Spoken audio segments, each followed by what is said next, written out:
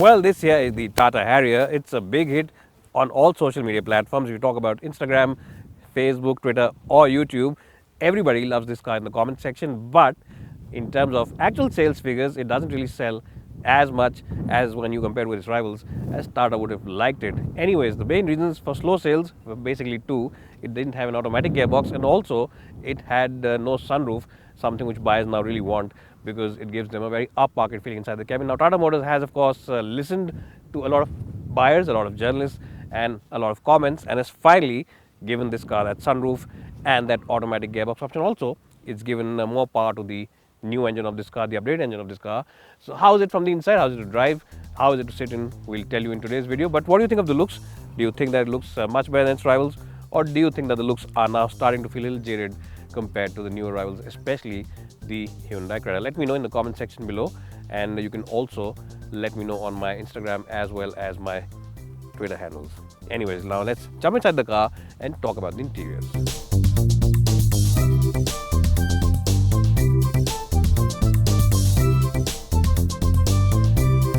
Budmo, as you might be aware by now, is the online expert in terms of spare parts. If you want a spare part for your vehicle, they have it in their list. They have the most extensive spare parts catalog, right from the most affordable small car to the top of the line luxury car, you name the car, and they have the spare parts for it. And the best point is that they have the spare parts from a host of different component makers and different price segments for the same spare part. So if you want to buy a cheaper part from a different maker or a more expensive part from a different component maker, they have the option for you. And they also promise you 10 days assured return without any hassles. If you don't like the spare part, you can send it back and they'll return all the money to you in the first 10 days. So budmo.com is the name of the website. You can check them out on your iOS as well as Android devices as well, and they really are the experts when it comes to spare parts.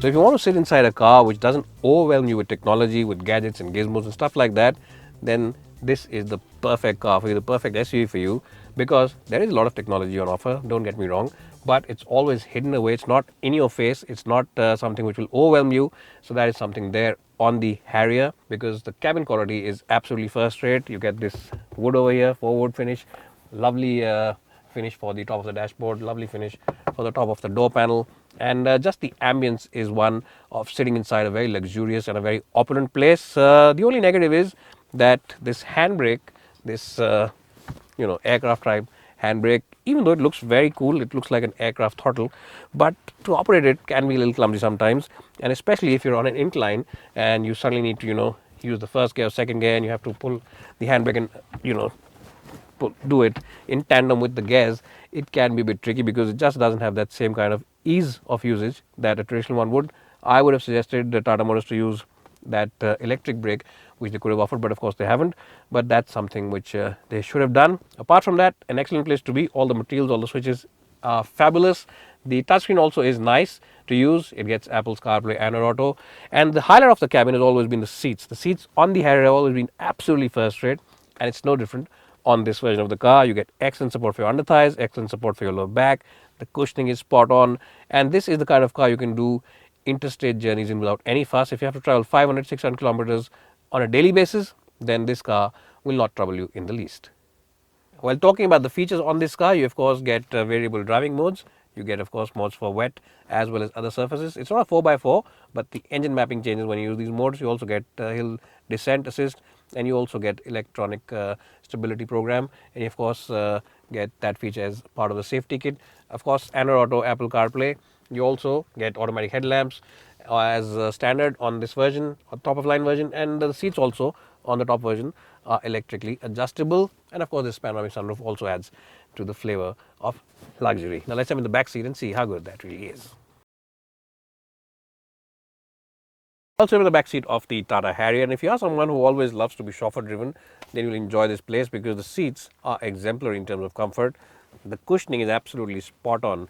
Neither is it too soft, neither is it too firm. The backrest angle is good, and you'll enjoy your daily drive in the back seat over here. The windows are also large, so you get a good view out, and the AC vents haven't been placed here because when you place the AC vents here, they cool your knees, and some people have their brains in their knees, but that's a different issue. The AC vents are over here at a much better height, so you get a better throw of air onto your face, and also because there aren't any AC vents, you can easily move around the cabin and you will not hurt your knees. Now the USB port at the back has been really put in a very bad place. It's hidden away below this little patch over here, so that's something which is difficult to look at. In fact, at first instance you might even say there's no USB port at the back to charge your phone, so that's something that Tata Motors should have fixed. They haven't. You get a place to keep your cell phone as well as wallet over here, and in general it's a nice and comfortable place to be in. Overall, a strong score of 9 out of 10.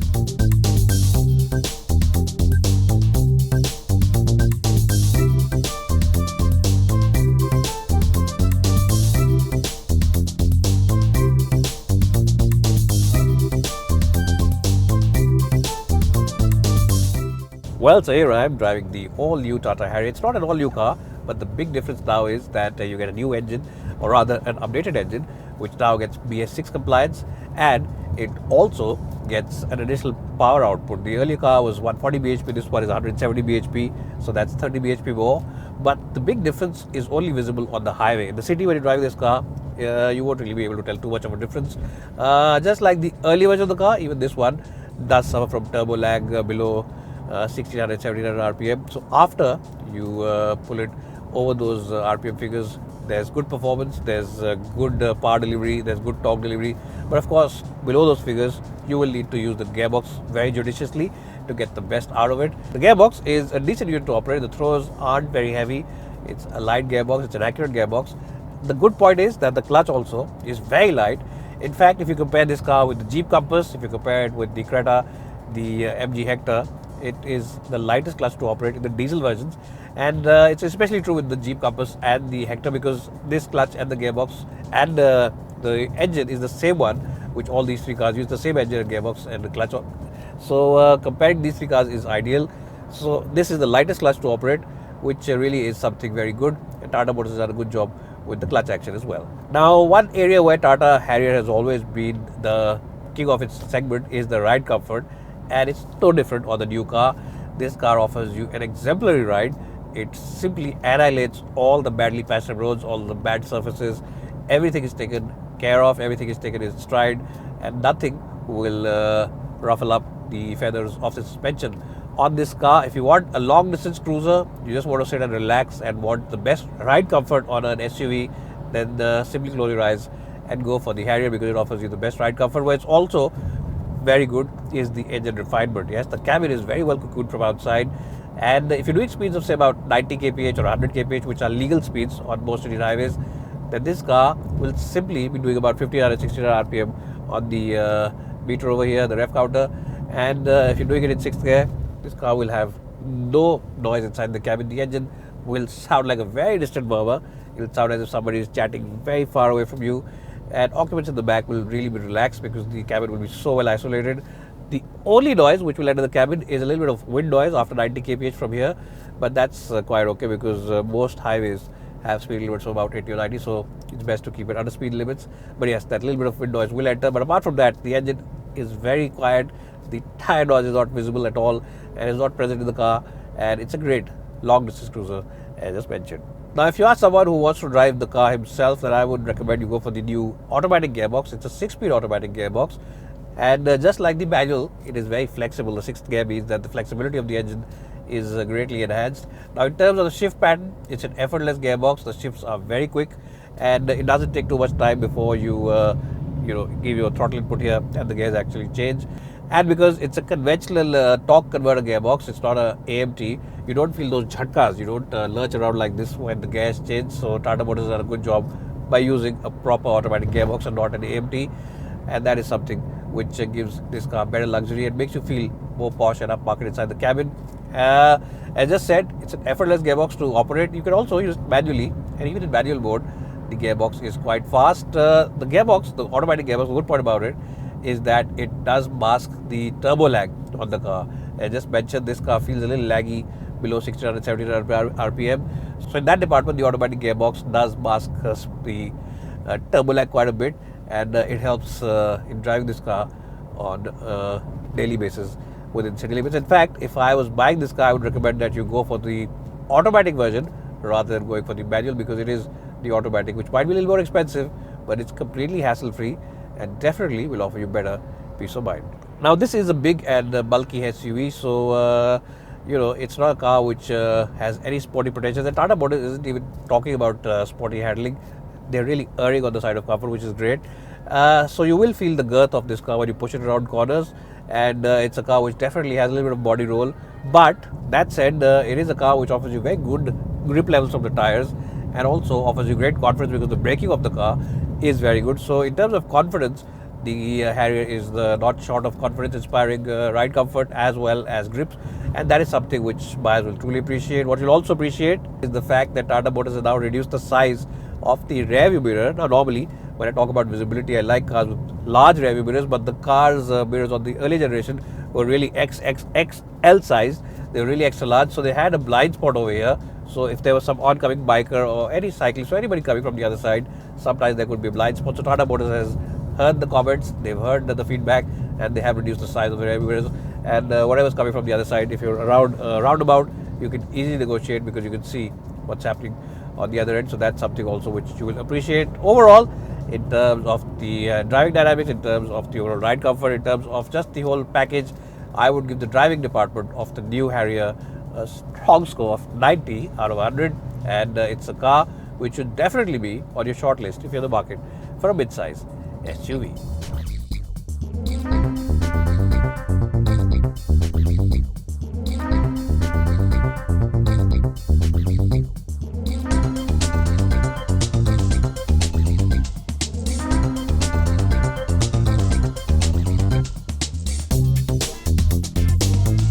Well, if you want a car which offers you the best in-class ride comfort and also the best seats in the business, then definitely you should check out the Harrier.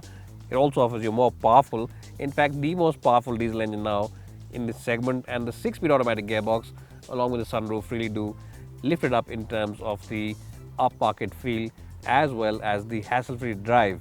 When it comes to pure comfort and pure ride quality, it's hard to beat the Harrier.